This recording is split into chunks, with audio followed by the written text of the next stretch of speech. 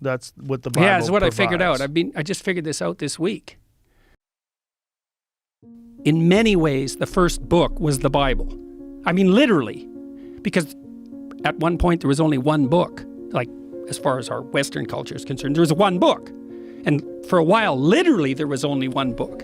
And that book was the Bible. And then before it was the Bible, it was, it was scrolls and it was writings on papyrus. But we were starting to aggregate written text together. And it went through all sorts of technological transformations. And then it became books that everybody could buy, the book everybody could buy. And the first one of those was the Bible. And then it became all sorts of books that everybody could buy. But all those books, in some sense, emerged out of that underlying book. And that book itself, the Bible isn't a book, it's a library. It's a collection of books. And so what I figured out was, partly because I was talking to my brother-in-law, Jim Keller, who's the world's greatest chip designer and has now designed a chip that's as powerful as the human brain, which is optimized for artificial intelligence learning, by the way. And so I talked to him about that. He said, "You heard of the internet?" I said, "Yeah, Jim, I've heard of the internet." He said, "This is way more revolutionary than that." So in any case, we were talking about meaning in text because we were talking about translation and the problem of understanding text. And Jim said, the meaning of words is coded in the relationship of the words to one another. And the postmodernists make that case, that all meaning is derived from the relationship between words.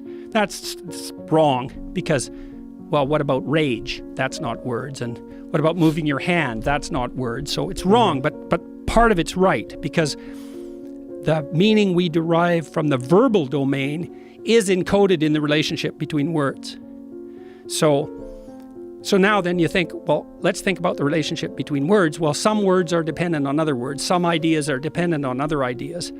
The more ideas are dependent on a given idea, the more fundamental that idea is. That's a definition of fundamental.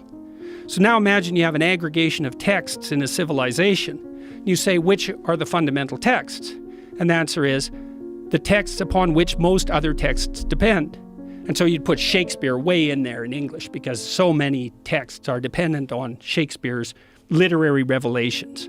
And Milton would be in that category, and Dante would be in that category, at least in translation. Fundamental authors, part of the Western canon, not because of the arbitrary dictates of power, but because those texts influenced more other texts. And then you think about that as a hierarchy, okay, with the Bible at its base, which is certainly the case.